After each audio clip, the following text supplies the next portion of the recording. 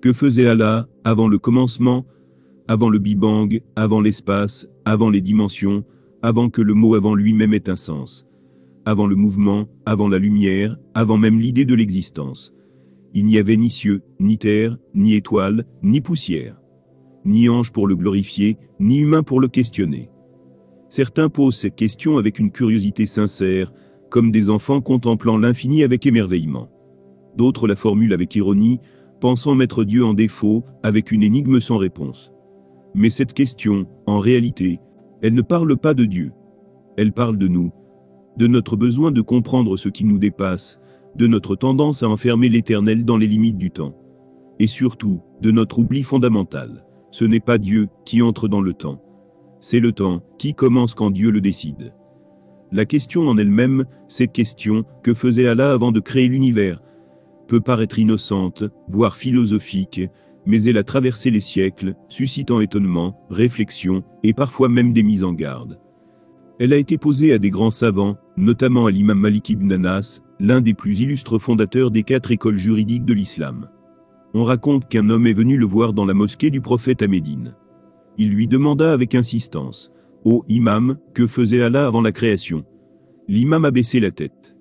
Il est devenu pâle. Son visage s'est crispé. Puis il a répondu, « Al-Istiwa est connu. Le comment est inconnu. Y croire est une obligation. Questionner à ce sujet est une innovation. » Cette réponse peut paraître énigmatique, mais en réalité, elle est d'une profondeur immense. Ce que l'imam Malik veut dire ici, c'est que certaines choses font partie du domaine de l'invisible absolu, al-Ghaib, que l'esprit humain ne peut ni contenir ni analyser. À partir du moment où on demande « Que faisait Allah avant ?», on introduit un cadre temporel dans lequel on veut faire entrer Dieu. Or ce cadre n'existait pas encore. Le temps est une création. Et avant qu'il soit créé, il n'y avait pas d'hier, pas de demain, pas de chronologie. C'est comme si une ombre demandait « Quelle était la forme de la lumière avant que je sois projeté ?» ou comme si un pixel de ton écran voulait comprendre ce qu'il y avait avant l'électricité. Ces questions ne sont pas absurdes, elles sont simplement hors de portée de notre raison, car nous sommes conçus dans un monde limité, soumis à des lois physiques, biologiques et temporelles. Le danger, c'est de penser que l'on peut comprendre l'infini avec un cerveau fini. Et dans la tradition islamique, ce type de questionnement peut basculer dans l'innovation, bid'a, si elle mène à la confusion, au doute ou à des interprétations anthropomorphiques de Dieu. Allah n'a pas de commencement.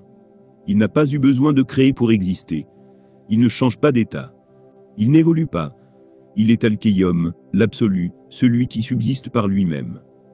Le Coran dit, il n'a jamais engendré, n'a pas été engendré, et nul ne lui est égal. Surat Al-Ikhlas. Ainsi, la question que faisait Allah avant la création nous renvoie non pas à une faille dans la foi, mais à une limite dans notre perception. C'est une invitation à l'humilité. Car parfois, ne pas comprendre, c'est aussi reconnaître la grandeur de Dieu. Le temps est une création. Nous, les humains, sommes enfermés dans le temps. Nous vivons selon un rythme précis. Nos pensées, nos souvenirs, nos projets, tout est structuré autour de 3 repères. Le passé, le présent et le futur. Mais Allah, lui, n'est soumis à aucun de ces repères. Il n'est ni dans le passé, ni dans le futur, ni dans le présent. Il est en dehors du temps, car le temps est sa création. Le hadith divin est son sens profond. Le prophète Muhammad nous rapporte un hadith qudsi, c'est-à-dire une parole d'Allah transmise par le prophète dans lequel Allah dit « N'insultez pas le temps, car c'est moi le temps. » Sahih Bukhari, Sahih Muslim. Certains pourraient mal interpréter ce hadith et croire qu'Allah est identique au temps. Mais les savants sont formels. Cela ne veut pas dire qu'Allah est le temps, mais que le temps est entre ses mains, sous son autorité, soumis à sa volonté. En d'autres termes, Allah ne subit pas le passage du temps. C'est lui qui le fait commencer, le suspend, l'étire ou l'abrège, selon sa sagesse. Avant le temps, il n'y avait que Dieu. Avant que le temps n'existe, il n'y avait pas de il y a. Il n'y avait pas de seconde, pas de minute, pas de jour, pas de nuit. Pas de rotation de la Terre. Pas de soleil. Pas de lune. Tous les repères que nous connaissons aujourd'hui sont venus après. Il n'y avait rien, sauf Allah. Le prophète a dit dans un hadith authentique. Il était Allah, et il n'y avait rien d'autre que lui. Sahih Bukhari, livre de la création. Cette parole nous montre que la réalité divine est indépendante de toute chronologie. Allah n'a ni début, ni fin. Il ne devient pas quelque chose. Il est, depuis toujours, dans sa perfection. Et notre esprit dans tout ça, lorsque nous cherchons à imaginer un monde sans temps, notre cerveau bloque. Parce qu'il est programmé pour penser en séquence. C'est comme demander à un poisson d'imaginer la vie hors de l'eau, ou à une couleur de décrire le son. Notre intelligence est un outil, mais elle n'est pas infinie. Et le temps, tel qu'on le connaît, n'est qu'un paramètre dans le programme divin. Un serviteur du Créateur. Et non un cadre dans lequel il serait enfermé. Les paroles du prophète. Dans leur quête de compréhension, même les compagnons du prophète, les meilleurs hommes de cette communauté se sont posé une question vertigineuse. Où était notre Seigneur avant la création? Une question sincère, mais immense. Et à cette question, le prophète Muhammad, choisi par Dieu, pour transmettre la vérité, a répondu avec une clarté troublante. Il était dans une obscurité, où il n'y avait rien au-dessus de lui, et rien en dessous de lui. Et son trône était sur l'eau. Hadith rapporté par Ibn Hibban, authentifié par Al-Albani et d'autres. Décryptage de cette parole prophétique. Ce hadith ne doit pas être pris à la légère. Il nous dit 3 choses puissantes. 1. Il était dans une obscurité, cela ne signifie pas que Dieu était plongé dans l'obscurité au sens physique. Cela veut dire que l'univers n'existait pas encore, et que rien de ce que nous connaissons n'avait encore été créé. Il n'y avait ni lumière, ni ténèbres au sens humain, seulement Allah dans sa majesté absolue, hors de tout repère matériel. 2. Il n'y avait rien au-dessus de lui, et rien en dessous de lui, qu'une direction, aucune hauteur, aucun espace tridimensionnel. Cela veut dire que Dieu n'est pas contenu dans un lieu ou un volume. Les catégories de haut, bas, droite, gauche, dedans ou dehors ne s'appliquent pas à lui. Ces notions sont propres aux créatures. Mais Allah, lui, est Al-Khaliq, le Créateur. 3. Son trône était sur l'eau, le trône, à l'arche, est la plus grande des créations matérielles. Et l'eau fut la première des créations, comme l'indiquent plusieurs autres hadiths. Cela montre que le trône et l'eau existaient par sa volonté, bien avant l'univers tel que nous le connaissons. Un message implicite pour l'intellect. Le prophète n'a pas cherché à tout expliquer. Il a livré une réalité brute, sans l'embellir, ni la rendre logique. Car ce moment d'avant la création n'est pas un moment qu'on peut imaginer, mesurer ou reconstruire. C'est un état de pure transcendance, un mystère sacré, un point zéro qui n'a pas de coordonnées. Toute tentative de modéliser cet avant, avec notre logique humaine est vouée à l'échec. Comme vouloir peindre le vent, ou mesurer le silence. Pourquoi le prophète n'a-t-il pas dit davantage? Parce que l'objectif du message prophétique n'était pas de satisfaire la curiosité cosmologique des gens, mais de les guider vers Dieu, vers la foi, l'humilité, l'adoration, la droiture. Le prophète ne nous a pas appris comment Dieu existait avant, mais comment nous devons exister maintenant, en tant que serviteurs conscients de notre petitesse face à sa grandeur. Ce que l'on doit retenir, il arrive un moment où il faut poser les armes de la raison, et ouvrir les yeux du cœur. Oui, certaines questions nous fascinent. Elles tournent dans nos esprits comme une spirale sans fin.